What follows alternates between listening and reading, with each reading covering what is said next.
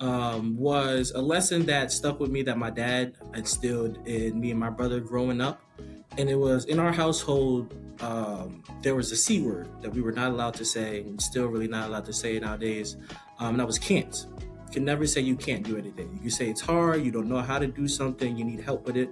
But they wanted to instill the mindset that no matter what it is, you can always find a way to do it, whether it takes a little bit longer or it's super fast. We'll discuss race and how it plays a factor, and how we didn't even talk about this topic because we were afraid.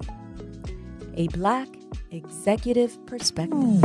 We are live at the new BEP studio for another thought-provoking episode of a Black Executive Perspective podcast, a safe space where we discuss all matters related to race, especially race in corporate America. I'm your host, Tony Tidbit.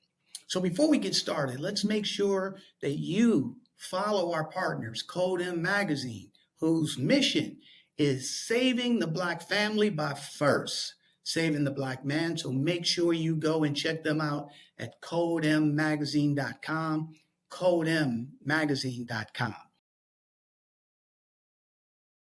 In today's episode, we are joined by Ricardo Yolas, a media executive at Zenith Media. Ricardo's here to talk about the significant challenges that people of color face in corporate America. He will share his personal experiences and the continued hurdles that minorities professionals still encounter.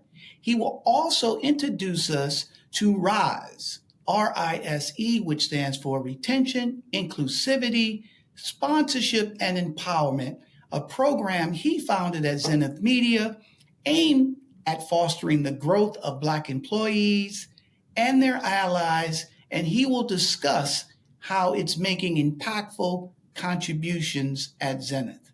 Before Ricardo comes on to join us, let me give you a little bit around his background. Ricardo Yolas is a vibrant marketing professional, avid traveler, music aficionado, and innovative problem solver.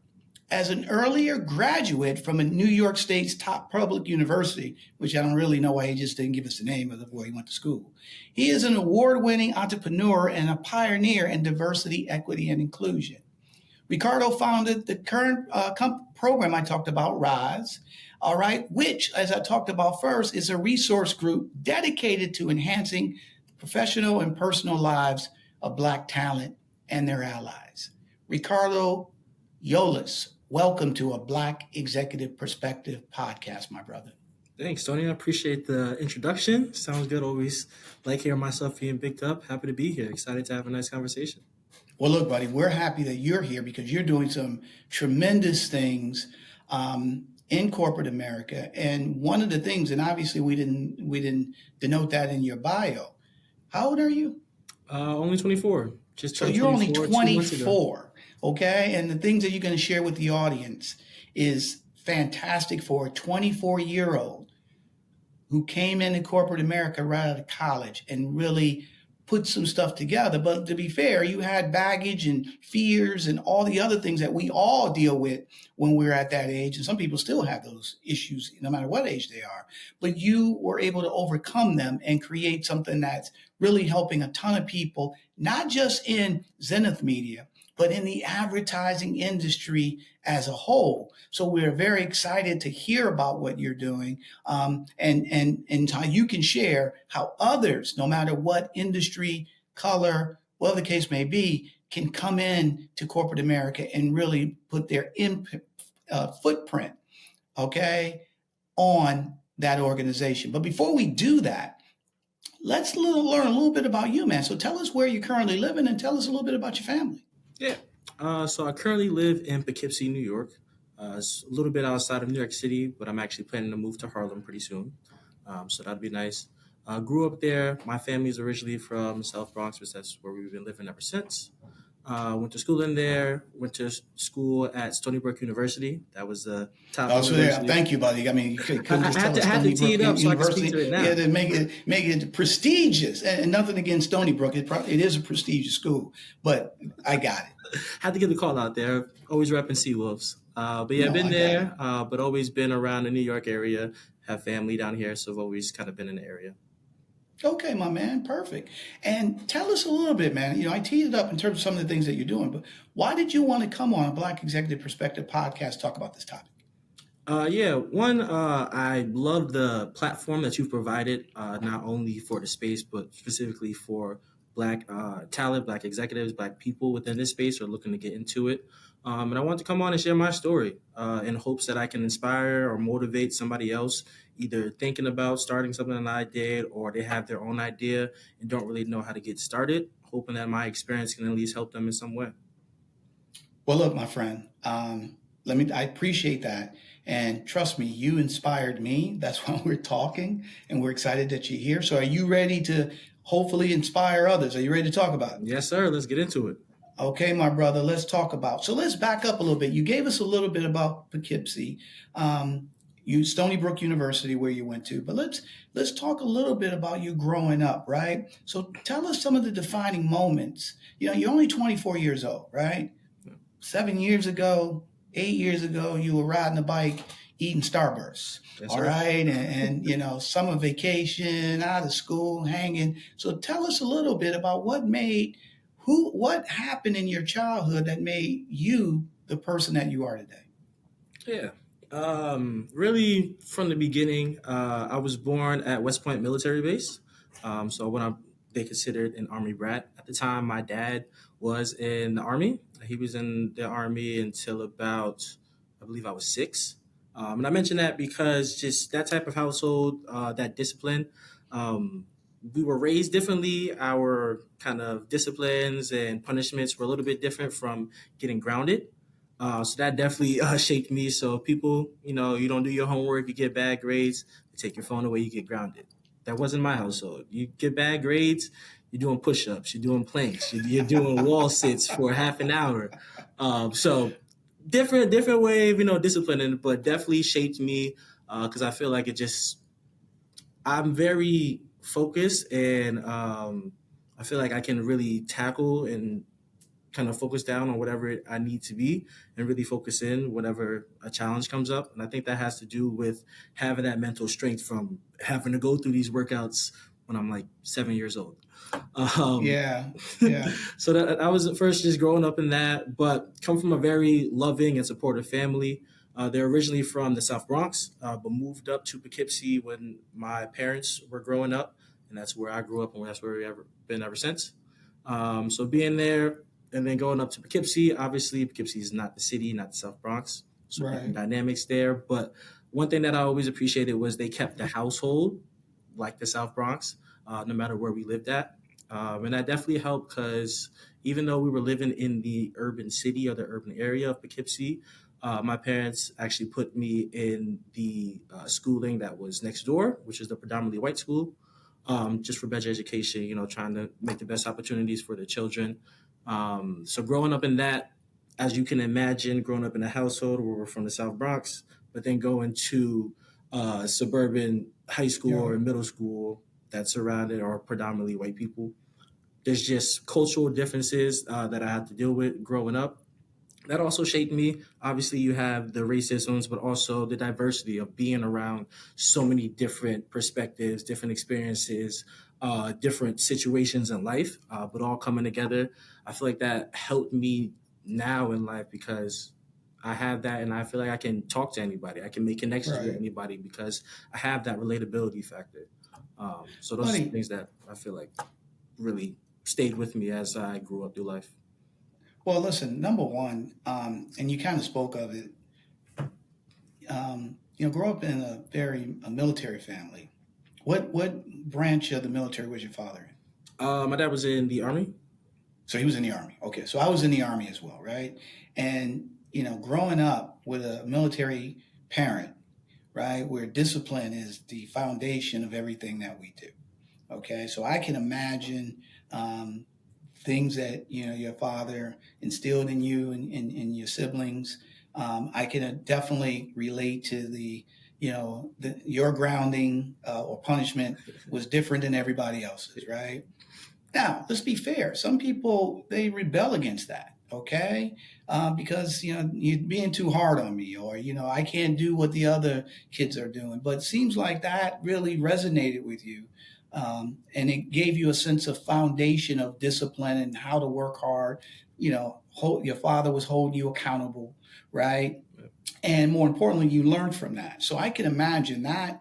I always stated this, that anybody that went in the military, I don't care, Navy, Army, Marines, mad respect for them, Coast Guard, because it's just a different way of life. But then also, to your point, growing up, coming up in the South Bronx, okay, and then moving to Poughkeepsie for the audience here, which is probably an hour outside of? It's about 2 hours. 2 hours, thank you. Yep. 2 hours outside of the city, okay? So when you looked out your living room window in the South Bronx, and then when you moved to Poughkeepsie and you looked out your living room window, all right, and you heard the different sounds in the neighborhood from the South Bronx and Poughkeepsie, those two different sounds, those two different looks. We got trees and squirrels. It's a little different out here. Trees and squirrels, exactly. And the squirrels, they make noise. Yeah. Right? They can wake you up or they can scare you, but it's a different noise that you're listening growing up in the city, right? And then to your point, now because your parents wanted you to go to get a good education, so you go to a school where there's not a lot of diversity, okay? And now you got to navigate that, right? And still do well, get good grades. You ended up going to college. So speak a little bit about when you were there. Talk a little bit about the racial makeup of the school and what were some of the things that you learned you had to navigate, but more importantly, that you were able not only to take out of it, but also help the school and the administration as well. Yeah. So before I go into that, one thing that helped me get through that was a lesson that stuck with me that my dad instilled in me and my brother growing up. And it was in our household, there was a C word that we were not allowed to say and still really not allowed to say nowadays. And that was can't. You can never say you can't do anything. You can say it's hard, you don't know how to do something, you need help with it. But they wanted to instill the mindset that no matter what it is, you can always find a way to do it, whether it takes a little bit longer or it's super fast. And I say that because going into high school is just a schooling of kind of being an outcast, being the only one, talking about demographic percentage. If I had to estimate, I'd say 70% of the school was white, maybe 10% or 15% was Hispanic, Latino, and the rest was a mix of AAPI and Black and African American. So obviously we're at the lower end as far as just representation in the school. So as you can imagine, I have the same fears as everybody, especially being in a new place. I'm scared. I don't know anybody. And then especially not really seeing anybody that off the bat, I feel like I could be able to relate to just because there's not that many Black people in the school. But going back to that lesson that my dad kind of instilled in me, knowing, okay, this is how it is now, but just because I don't know anybody doesn't mean I can't meet people. I can't introduce myself. I can't break through whatever hurdles or challenges are thrown in front of me and thrive at these schools. Because at the end of the day, the only job that my parents told me, my brother, growing up when you're a kid, your only job is to go to school and get good grades. You ain't got to worry about paying bills. You ain't got no real work or nothing like that. You go to school, get good grades, and then go play video games, whatever. It's time to rethink your protein. AgileLab's protein bars are crafted with high-quality protein, double the leucine, and enriched branched-chain amino acids, essential for optimal muscle recovery. Finally, a protein bar that works as hard as you do. So visit agilelabs.com and use the code BEP to get 20% off. That's agilelabs.com, promo code BEP. So having that, it was always school, academics is first, no matter what. I played sports growing up, but if my grades weren't right, I don't care if they were good enough for the school. If they weren't good enough for my parents, I wasn't allowed to play. That's all that mattered. So I feel like that kept me focused because it was like, regardless, obviously, I want to make friends. I was still working to do that. But at the end of the day, I got grades that I need to maintain at the basis. And if I love sports, so it was grades, do the sports. Now you're in sports, you can thrive, you can meet everybody. But the grades came first. Right. But I love what you said about your father teaching you. And, it was a family lesson, right? The C word, like you said, you didn't even say the word. You said it was a C word. That's still forbidden to talk about it, but the word can't. So setting that type of foundation from a young age, knowing that I can do anything. Your parents are basically saying, you can do anything. Right. Now, it may be uncomfortable, all right? You may not be familiar with it. It may be hard, but you can still do it, okay? So that is awesome. And then, obviously, one of the things, when I was a kid, I grew up in Detroit, Michigan. And, when people think of Detroit, urban city, blah, blah, blah. When I grew up in Detroit, Michigan, it was diverse, all right? My neighborhood was very diverse.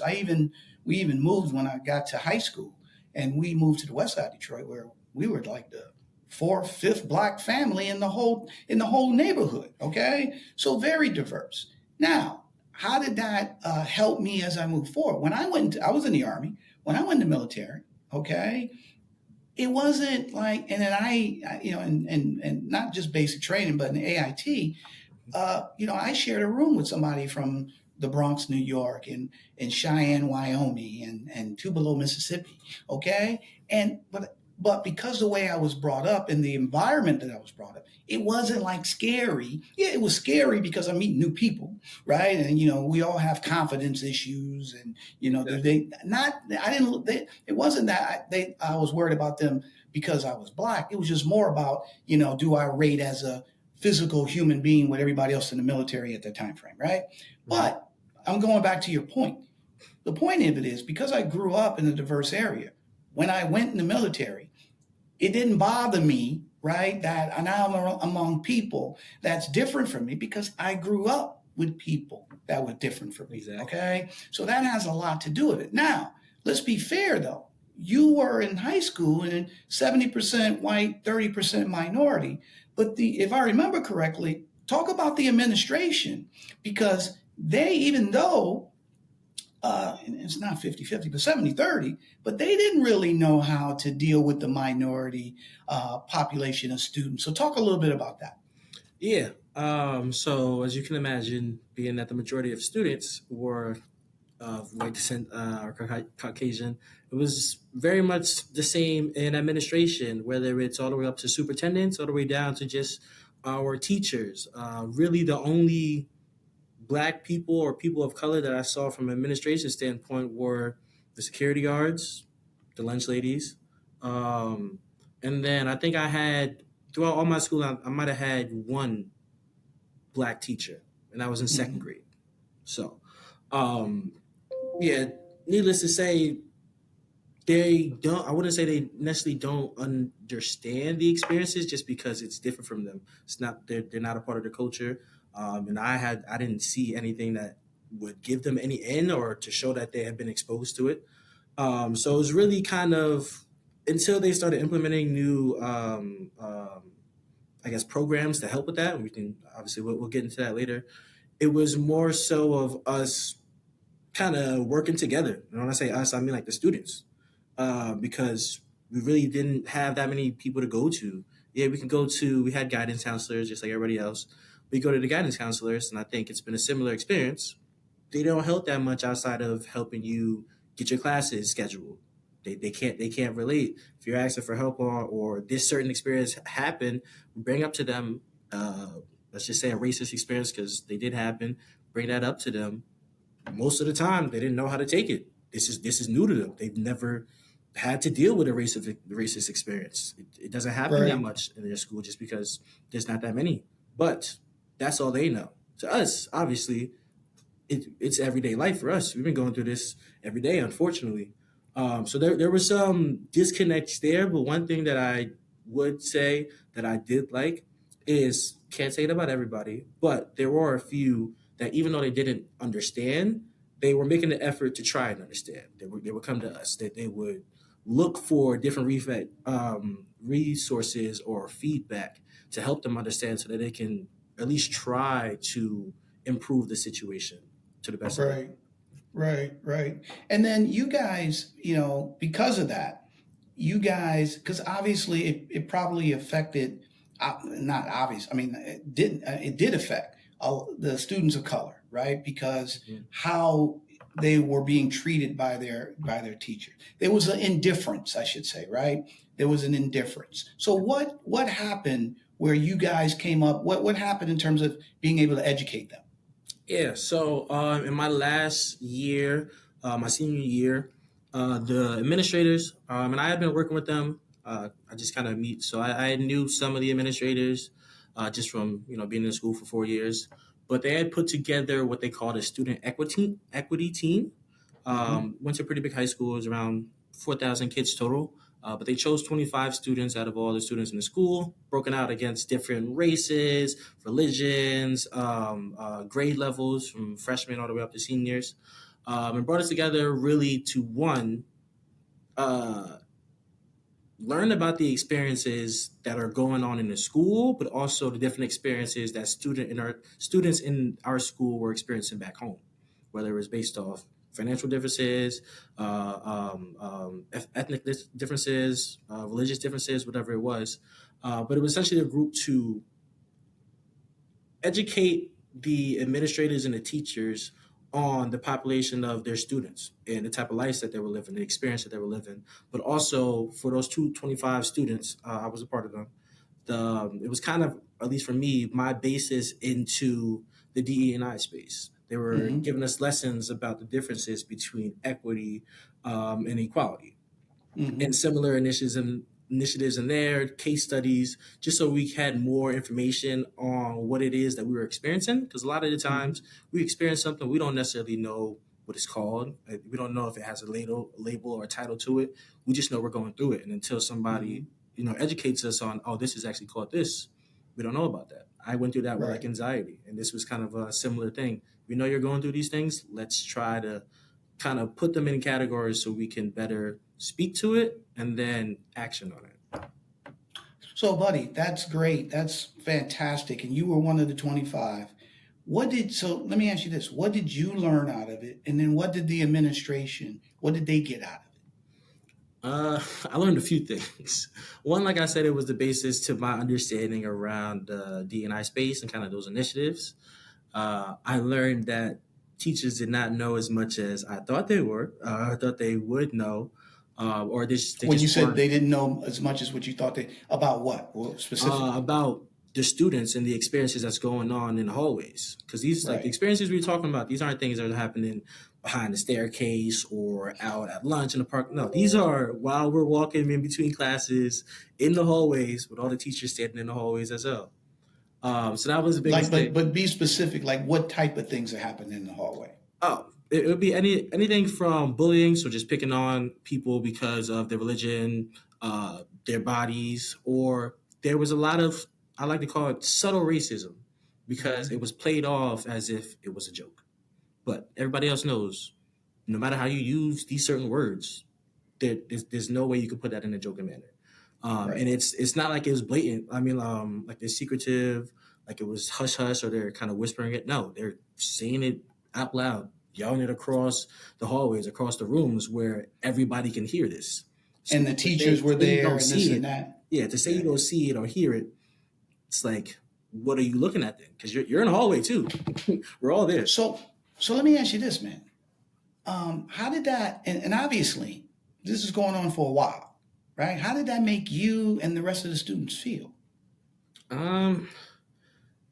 It might sound a little sad, but I think at least for like my group, like my generation, we had been, like, it wasn't new to us. We'd been seeing this. We learned about it from our parents. They'd been going through the same stuff while they were growing up, but we're still going through the same stuff now. So like by the time it got to us, we were like, these have been going up, these issues, whether it's current or happened 5 years, whatever it is, similar issues have still been going on, but not that much has been happening from it. So it was more from us. We started to lose faith in the administrators. We're not going to go to them. We're not going to ask them for help, because what are they going to do? That's basically what it came down to. Why would I come to you when, what are you going to do? What can you do about it? I don't think you're going to do anything. So it was more of us coming together as students and really just looking out for ourselves, trying to support ourselves, sticking up for ourselves. If we hear somebody say something, we're going to stick up for the friend group. And then as far as the feelings that come with it, the sad, whatever it is, the anger, it was more of talking amongst ourselves to kind of vent each other, get it out where we needed to. Or we have other outlets. A lot of people played sports. I played sports. But it was nice to, if you deal with something, you go to practice. Either I ran track and I was running all over the place, or I ran football and I was running through people. But everybody had their outlet.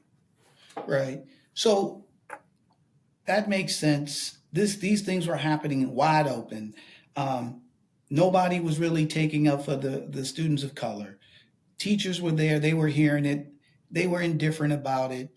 Program comes up, trying to get more understanding of equity. You were a part of that. You learned some things, but what did what was the net for the administration? What did they learn out of this? Yep. So at the end of the year, because this lasted the entire year, at the end of the year, all 25 of us that were selected, we essentially put together presentations, and we presented it to the teachers. We broke up into groups and say it was 3 of us presenting to a room of 10 teachers or administrators on not only our experiences, but some of the things that we were learning. So teaching them the differences between equity and equality and how it actually looks, how they can implement that in their classrooms for their students. Teach them different ways that they can support their students depending on whatever experience they were going through in the schools. So we went through like some of the one I just listed through. If you hear stuff or if you hear some type of slur in the hallway or in your classroom, what do? What can you do? What can you not do so it doesn't make the situation worse? And that's kind of what we had taught them throughout the year. And I think one, immediately after, but also from going back, talking to people who were younger than me and administrators who I was still in contact with, that first year acted as kind of like the guideline. And they've been building off of that. So it was one, I feel like mine was more of an eye-opening year for them to realize we have a problem. There's things going on. And since then, they've been implementing more programs and just more initiatives, kind of changing around the representation they have in the school, the way they're treating their students, the way they handle certain situations as a result from these learnings. Wow, that is awesome, my friend. What was the feedback? I'm in the room, right? Ricardo is, doing a presentation. I'm there with 4 or 5 other teachers. I'm sitting here. I'm learning from the students. Okay, so think about that. Let's turn the tables around, right? Typically, you're going there and they're learning from you. I mean, you're learning from them. Now you're learning from them. So give me a vibe in the room. If I was a fly on the wall, what would I hear? Was the teachers asking questions? Was their arms folded like, yeah? I mean, what was the feedback? I'd say the best way to describe it, think about what students look like when they're in history class, learning about history lessons. Everybody, it's not that they're necessarily bored, but they're just zoned in. There's not much for them to really say. You might ask a question here and there, but you're learning a lot. So they were receptive. They were receptive to what they were hearing. They were receptive to it. They were appreciative of us. And there was a lot of thankful wishes for us just from learning it. Because, like I said, they didn't know about it. They literally, the main, I guess, consensus feedback that we got from them was, thank you so much for presenting this to us, because we didn't know this was happening in our hallways in our schools. Right. So they definitely took something from it. I would say there weren't too many questions because they were just sitting there learning. Like they were more like, wow, I did not know this was happening. But they were so glad, not only for us teaching that information, but the way we were about it, the way we were presenting. They thought it was very professional. It was cool for me because, like you said, usually they're teaching me. So now I'm like, all right, guys, sit down, quiet, everybody, pay attention. Did somebody give you an apple or something? You know what I'm saying? No apple this time. Buddy, that is fantastic, right? So look, that said, how did that make you feel? Okay. You went to college, you went to Stony Brook after that, right? Yes, sir. You just got finished saying a few minutes ago, this was like your first foray into DEI, right? Which you didn't even know what that meant, okay, at the time frame, right? So how did that make you? Did you feel like you accomplished something? Did you feel like, hey, that wasn't nothing. I'm not gonna even think about that. Or was a seed planted that you ended up watering, all right? That then became this bloom, when you went to Zenith. So talk a little bit about that. Yeah, I definitely would say more of the latter. It was more of that experience was like the seed that I decided to continue to water and just let it grow and see how big it could grow to. Seeing that really put a sense of like inspiration to me, because it showed me that I can have a valuable impact on the way my community and my people are treated for the better. And it showed me that from just opening my mouth, being vocal about it, and not backing down, having a desire to speak up, to want to make some type of change and just have a better life, have a better experience. So that was the main thing. And then just going into college, it was more of trying to find more ways, more programs to really feed off of that. So yeah, once I went to Stony Brook, it was more of getting involved. I wanted to get involved with everything. I wanted to join a frat. I wanted to get involved with cultural organizations, and I did just that.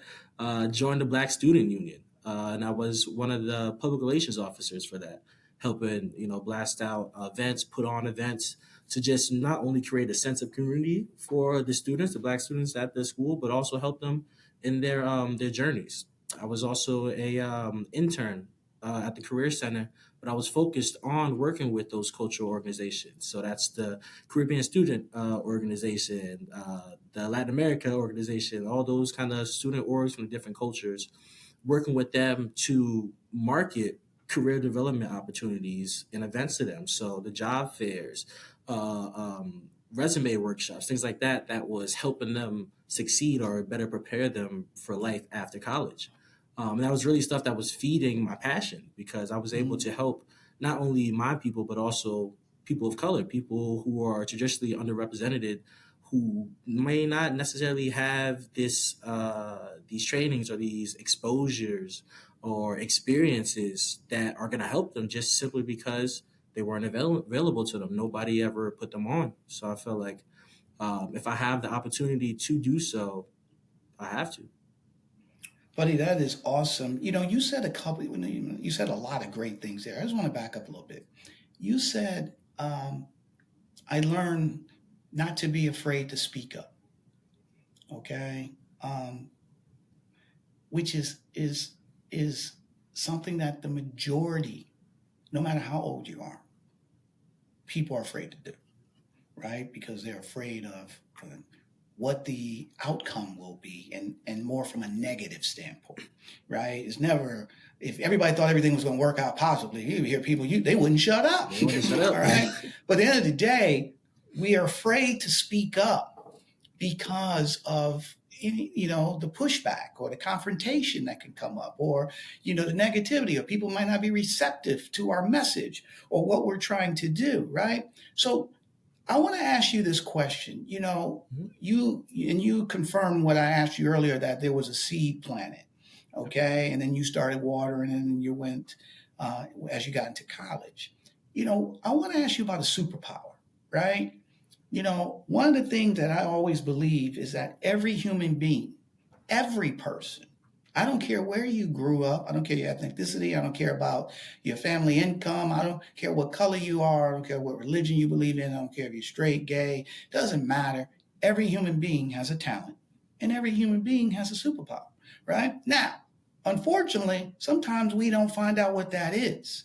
Okay. Sometimes people don't find out what it is. The old story about Whistler's mother, where, she was like 60 something till the family left. The husband maybe died, I think, and the sons moved out. And then she started painting, and that was her superpower. Okay. So a lot of times we don't know these things. We don't find them out, but everybody's got one. So I want to hear from you, based on your experience thus far. What do you, in those experiences, what has transpired? Tell me, what do you think your superpower is? Yeah. I think I'll just based on all the experiences I've had, and I've had, the similar feelings, I've been scared, been afraid to say that, all that. But through that, I found that really my superpower is my voice. My voice goes a long way. The words that I say, the words that anybody says, your words have meaning. And I didn't believe that. I know people always said that growing up. They still say it. Some people think it's just cliche. I did. I didn't believe it until I started believing in myself, and then putting in the work to test it out. Let's see if my voice does, have some weight to it. If it does have a superpower, if I can make some change just by speaking up, and it does. And that is something that I think everybody has, because everybody has a voice. We're all born with it. Even if you're mute, there's sign language. There's different ways to communicate, and that is your voice. Right, right. So talk to us a little bit, because you said I just want to make sure we're on the same page. You ain't talking singing voice or nothing like that, right? I mean, if y'all want me to sing, no, okay, you could do that too. Okay, so you multi-talented, which I love, right? But when you say voice, dive a little bit deeper in terms of what does that mean? Give me some examples. So really, it's speaking up. When I say voice, it's speaking up for the thing that you want, for either whether your desires, your career goals, your interests, or advocating for yourself or advocating for others. Even if it's as simple as, you see somebody that you're interested in, and you want to test your luck, you want to date them. You gotta speak up. They'll never know if you don't go say something. Now you might get rejected, but that's a part of it. It's a part of life. You're gonna get rejected, but it's really the taking the initiative to speak up and take action on the things that you want.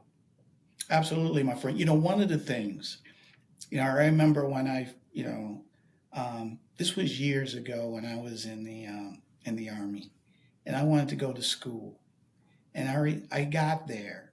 I was stationed in Hawaii, and I met my first sergeant, and he said, Franklin, when you get there, they take you to him, and and he said, Franklin, what do you want to do? And I said, Franklin, first sergeant, I want to go to school. Okay. And he said, okay, whatever. And then every time I saw him for the next 6 months, every time I said, first sergeant, I want to go to school. First sergeant, I want to go to school. Right. And then one day he called me in his office. I said, Frank, and I thought I was in trouble. He said, Franklin. I was like, well, I did. Okay. And he said, Franklin, we're going to send you this program at the University of Hawaii, blah, blah, blah, blah, blah. And I'm like, what? He's like, yep. And he told me what it was about. And then I said, first sergeant, why'd you pick me? He said, you know why? Because you kept asking me. Yep. Okay. Now, I'm not going to sit here and say I was cured, that I spoke up on, but one of the things that I learned from that is that you got to speak up, right? And the worst thing that can happen is no. What happens though, and why I'm so impressed with you, okay, is that you did something in high school. You then transferred that to college, okay? And then you started at Zenith Media, right? Which for some people who's not in the advertising industry, big advertising company, $1 billion worth of brands that they have, right? You start there as a young 22, 23-year-old. I actually started at the company when I was 20. You're 20 years old. Not even 21. Everybody laughed at me when I told them. They're like, you can't even drink. Why are you here? How many employees there at Zenith? At Zenith, we have between like 1,000, 2,000 employees. 1,000, 2,000, maybe more, whatever, right? Because they got offices all over, right? Too much. It's huge. Okay, exactly, right? However, most people come into big organizations like that, right? And they just got the job out of college. They're not looking to make waves. Okay, they want to. My co-host Chris P. Reed always says, when you come to, there's 3 phases of a career: survive, thrive, and then I forget the other one, right? But he uses the word survive, right? They're just looking to survive. All right, you came in, you weren't looking to survive. Okay, so talk a little bit about that, because you came in and you utilized that superpower that you have, and you've made change happen. Talk a little bit about it, my brother. Yes, sir. Really, I came in with a lot of confidence. It was confidence that I had to build up through high school all the way through college. And it was really my college experiences, getting involved, doing the things that I was doing, accomplishing the things that I was able to accomplish, that built up my confidence to the point that when I came in, and now everywhere I go, my mindset is, when I come into a new spot, I'm not just coming here, to be the part of it. I'm coming to take over. And that's what I mean. That's what I do.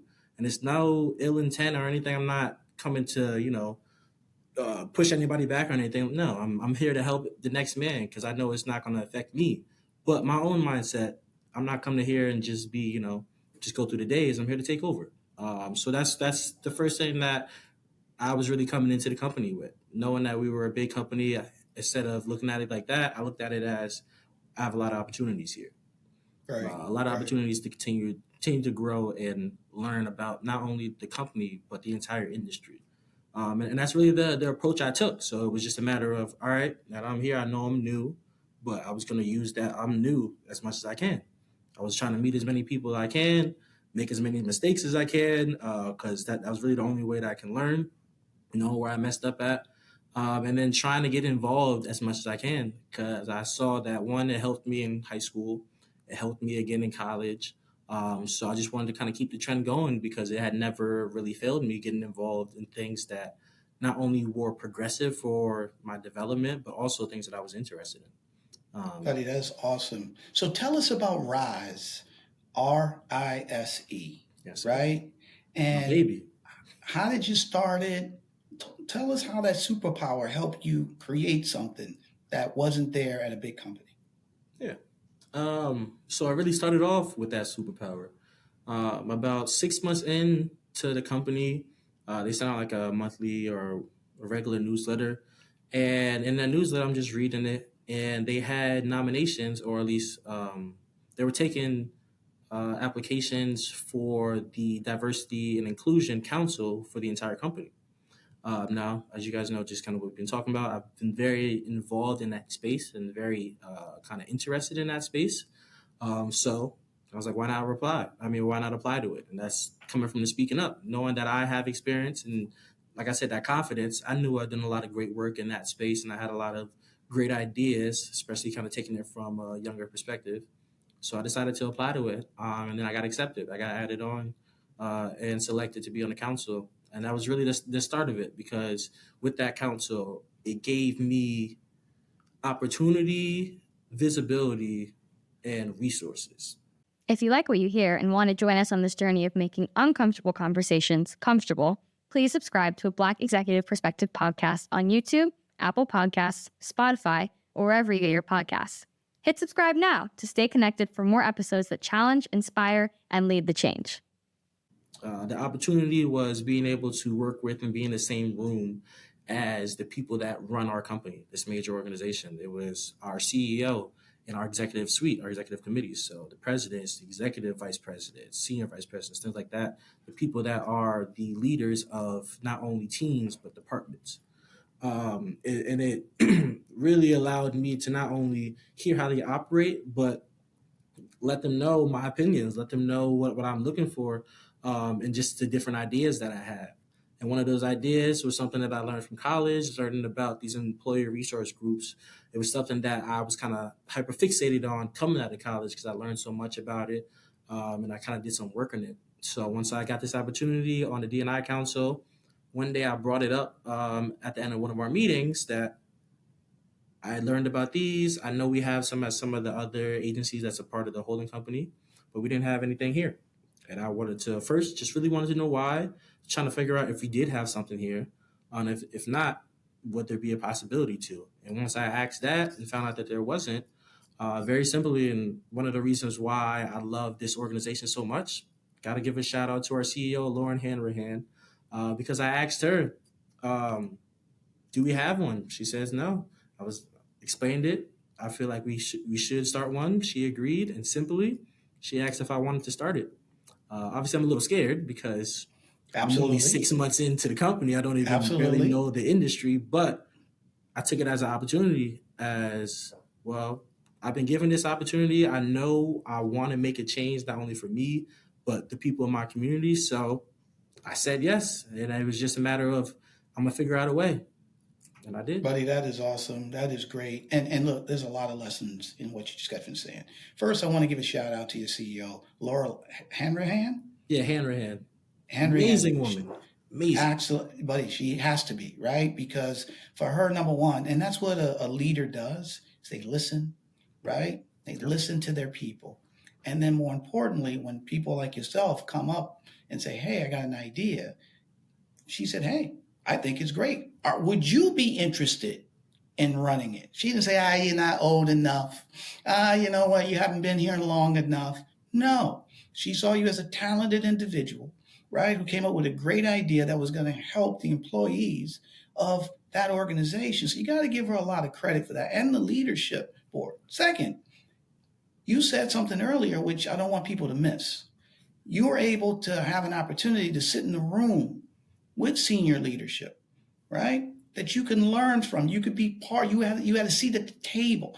Not only you can learn from them, but they can learn from you, right? They get to know who you are. You are able to build your brand by being in that room, right? And then number 3, and I'm going backwards, all right? So I started with Lord, and I'm following Lord, right? All right. And then I'm going backwards. But then number 3, you spoke up. You said, hey, I see something. You know, what's that old saying? You see something, say something. I see something that could help our organization become better. And you ask questions. Why don't we have it? And you didn't get. And I'm speaking for you, but I'm just, I'm mad. You could have, I should say, got all bent out. I can't believe they ain't got this. Blah blah blah. You didn't go there, right? You ask questions. Why? Blah blah blah. Okay, they don't have it. Guess what? Can I implement something? Right? Which was awesome. And you're 20, 21, 22 years old. There's people 35, 40 don't do that. Okay? So that right there shows leadership that you have. And more importantly, the love for your human being, for you to put yourself out there to help others. Okay? So tell us more now. What does Rise do? Tell us the impact that it's having, my brother. Yeah. So it's honestly, since that moment, we've had tremendous, and I don't want to belittle that at all. We've had tremendous amount of support from the company, specifically our executive committee, from Lauren all the way down. So that's one that's really helped it kick off the ground as quick as it did. But we're coming up on our 2-year anniversary. It'll be 2 years at the end of this year. And within that period, we've put on around 10 events, which span different categories, whether it's a social event geared towards building that community, bringing people together to connect, or a development event where we're teaching them something, or bringing in people who are subject matter experts to teach them about a certain discipline, analytics, side of the business, or just our empowerment events that have people, other Black entrepreneurs or just successful people in the space, come and talk about their experiences, talk about the challenges that they had to go through and how they were able to get through that. And I'd say we had such a great year in our first year. We actually had the CEO of Revolt, Detavio Samuels, come, and he actually was able to bring on Jim Jones, which that's awesome. It was crazy. So those type of events are what we've been able to put on. As far as membership, we were able to gain over 120 members in the first year. Now we're over 150 members, and it's continuing to grow. And we actually just expanded. On Monday, we held our first event in Atlanta because our company has multiple offices. So I'm based in New York City, but we wanted to continue to expand as the demand for the group continued to grow and people want to get more involved. So we hosted our first event in Atlanta, and it's a new market that's continuing to thrive. It was a great event, a lot of demand out there, a lot of excitement. So we're just continuing to put on events for our people, letting them thrive in a space that's made for them. That is awesome, my buddy. And here's the thing, though, too, because I don't want this, this obviously Rise is definitely a program that you put together to, provide more equity, inclusivity for people of color. But at the same time, it's also, educating your white colleagues and stuff. Speak to that as well. The allies, yes. So as you had mentioned during the introduction, Rise is for the empowerment of our Black talent and allies. So it's not only just, geared towards our Black talent. We're not shooing anybody away. We're welcoming everybody because really we need everybody's help. Obviously, we're the ones that are underrepresented in the spaces around the world. But how do we get out of that? Obviously, we can fight as much as we want, but we need a sponsor. We need somebody on the other end to help us out, an ally. So this event, this group has also helped out with that because it's bringing them, our allies, into our spaces. Let them know so they can see how we interact with each other, how we really communicate with each other when we're kind of in our own spaces, being authentic to our culture, to ourselves. And they've been great. Our allies have been amazing. in doing that, in coming and being open, being receptive, being willing to learn and ask questions because they want to understand, they want to support as much as we can. We even on our board of people that actually help us build events, we have an executive vice president who is a white man. And he's always had a tremendous amount of support from us from the first event, always saying, hey, if you need anything, let me know. That was last year. And then now he's volunteering. He's been volunteering all year this year, helping us send out communications, bring in more people, put together events. So our allies are just as important as the people in our community because really it's a group effort. It's a community effort. We can't do it one way. The allies can't do it by themselves. We can't do it by ourselves. We got to come here and do it together.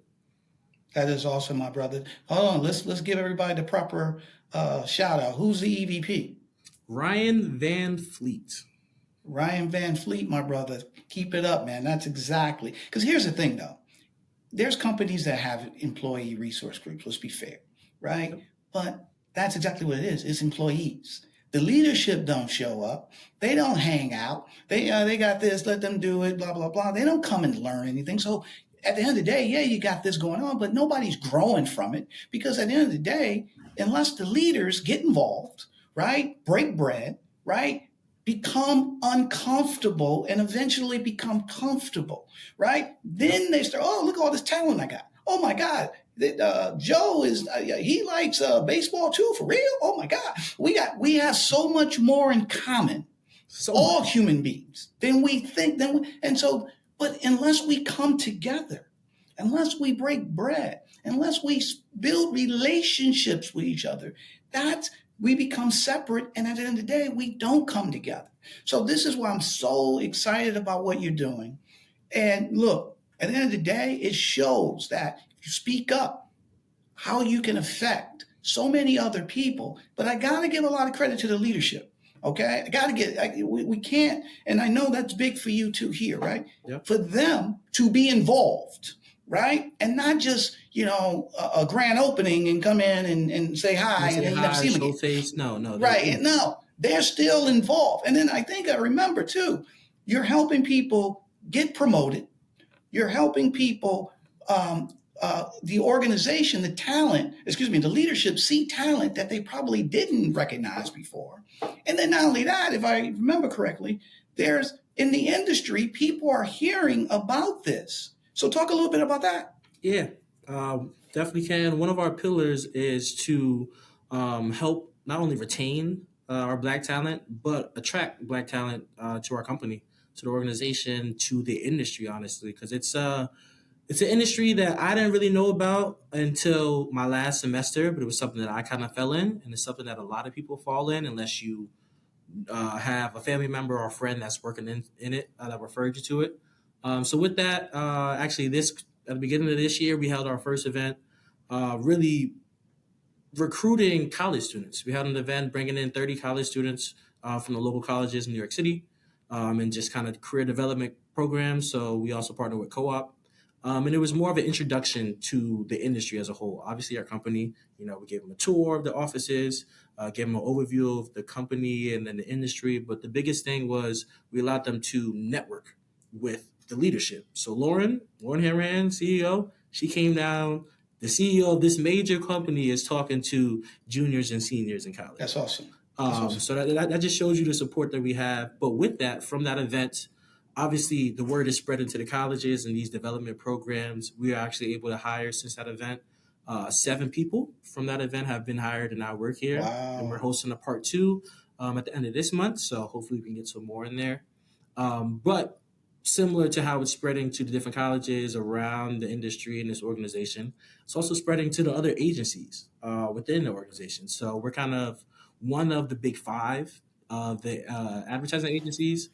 So obviously at the different events, work events, you meet people from other agencies, they hear about it. I'm always talking. If I see another Black brother. Of course you always talking. Yeah, if I see a Black brother sitting there. You always talking. I can't deny it. I talk a lot. I'm a certified yapper. But just from these events and kind of the word getting out, people joining Rise, but then also spreading the word around, it's gotten out to these other agencies to the point where I personally have heard and I know someone who was working at another agency. I met them at an event. We were talking about Rise. He had heard about Rise. I was like, I started Rise. So we kind of talked, and he had talked about how he heard so many good things about the community building and the culture that was being built not only through Rise, but just at the company as a whole as a result of Rise, to the point where he wanted to come over here. Fast forward a couple months, I'm walking through the offices. Guess who I see in the office? I'm like, what are you doing here? Now he works here. So that just shows that kind of the impact that it's had in this short year and a half. Exactly, my brother. And guess what? You were the genesis of that. Okay. And so listen, final thoughts, my man. Listen, there's people listening to this that are very talented. Black, white, Hispanic, Asian, doesn't even matter, right? But are afraid to speak up. What advice would you leave this audience based on your experience, the things that you've done, and not only that, the impact that you've started, you've had, and you can continue to have? What advice would you give them, all right, and how they can create their own rise in different industries? And when I mean rise, I'm not just saying, employee resource group. I'm saying whatever they want to do, new ideas in any endeavor, that they can create something by speaking up. Exactly. And I'll start off by this. Growing up really until I got to college, I was a very shy, quiet, insecure, non-confident person. All right, a lot of people now that know me now, nobody believes me because I talk a lot. I'm very open, but that was because I was the complete opposite, and I was so tired of that. So I've been through the phases of depression. I've had anxiety. I still do have anxiety. I just learned different ways to push through it. And all that kind of growing up, I feel like, for me at least, I got to a point where obviously I knew this is not what I wanted. There's ideas that I have in my head, but I'm scared to go out and show it because I'm scared of the judgment that people are going to show me. And I'm sure a lot of people have that. Imposter syndrome is very real. I've had imposter syndrome. Just about everybody I've talked to have had it at some point. But I say all this to say that if you're going through the same things, just know that the majority of people went through them. The highly successful people have been through that phase, but they have just gone through that. And it's not easy to get through it, but just know that regardless of what challenges or ideas or perceptions you have in your head, know one thing. These are perceptions that are in your head. This is not real life. That's the main thing that got me out of it. I'm a big overthinker. I used to think everything in my head. If I'm thinking it in my head, it must be true. Or I try to put together a picture and play it out in my head and all right, this is how I'm going to do it. It never works out like that. You can't control life, but you can control the mindset that you have going through life. So know that your voice has the power. You have the power. You have the opportunity, whether you think you do or not. If you wake up today, that is your opportunity. It's just a matter of figuring it out. Everybody else has done it, so why can't you do it? Awesome, my brother. I love that. You're 100% right. Buddy, thank you for coming on the Black Executive Perspective podcast to share your story, share your perspective, talk about all the things that you've helped others, think all the way from, high school moving forward. So blessed to have met you. And final question I have for you, how can a Black Executive Perspective podcast help you? I say there's 3 things that you can do. First, you can help me by helping yourself. I always love to help the next person. So help yourself by getting involved, doing the thing that you're interested in. I just picked up snowboarding. I don't know how to snowboard, but it looks fun. Just go do it. And then secondly, we'll tie it back. You can follow me on LinkedIn. I'll be making posts. I like to connect with people, stay engaged, then also learn about different people's perspectives. I'll be posting some of my experiences on there, hoping to get some motivation, and likewise. And then lastly, you can follow me on Instagram on my creative page. I'll be posting a lot more. You can see more of my creative side. I do photography on the side and whatnot. That's at Captured by Rico with an underscore after. Buddy, I love it. I'm going to follow you. Send me your stuff. We'll put it up. We'll have it out. We'll push it out. We're going to have you come back on. We're going to hear more about Rise in the future. So excited about you, my brother. Keep it up. I love you a lot. I'm so proud of you. And guess what? You're just touching the surface of your greatness, okay? Because you have it and it's coming. So just keep at it, keep learning, stay positive, keep being aggressive, stay confident. Everything is not going to work out. That's just life. But you just got finished saying it doesn't define you. It's part of learning and moving on, right? So we really appreciate you joining. So now I think it's time for Tony's Tidbit. And so the tidbit today is by John Quincy Adams. And John Quincy Adams says, if your actions inspire others to dream more, learn more, and do more, and become more, you are a leader. And Ricardo Yolas, that tidbit is for you, my brother, because you are a leader, right? So you keep it up, all right? So really hope you enjoyed this episode of a Black Executive Perspective podcast, breaking in the spaces you belong. Make sure that you don't forget to follow or check out every Thursday Need to Know by Dr. Nasinga Burton, who brings the fire each Thursday, bringing in topics that you need to be aware of. So don't forget to check her out every Thursday on a Black Executive Perspective podcast, Need to Know by Dr. Nasinga Burton. Now it's time for our call to action. Buddy, are you going to help us with this call to action? Yeah, I'll help you a little bit. Okay, so BEP's call to action is called LESS, all right? And our goal is to decrease all forms of discrimination, no matter where they are. So LESS starts LESS. And so the L stands for learn. We want everyone on this everyone on the planet to learn about new people, new places, new groups, because that's going to enlighten you. The second letter is empathize, or E, should I say, stands for empathize. And that's really, you want to empathize with other perspectives, other people, other experiences, because you never know what you can learn from talking to the next person. The next letter is S for share. Share your experiences, share your wealth, share all the education and insight that you have with the next person to help them out, to help them succeed in whatever it is that they're looking for. Absolutely, my brother. And the final S stands for stop. We want to stop discrimination as it walks in your path. So if Grandpa says something at the Thanksgiving table that's inappropriate, you say, Grandpa, we don't believe that. We don't say that. And you stop it immediately, right? So if everyone can incorporate LESS, LESS, this is in your control. You don't have to write your congressman. This is something that everyone can do. You incorporate LESS, LESS, we'll build a more fair, a more understanding world, and we'll see the change that we want to see, because less will become more. So again, don't always check out a Black Executive Perspective podcast wherever you get your podcast, and you can follow us on our socials at X, YouTube, TikTok, Instagram, and Facebook at a Black Exec. For our fabulous Superpower guest, Ricardo Yolas, we want to thank him. Thank you. I'm Tony Tidbit. We talked about it today. We learned about it. I love you. And guess what? We're out.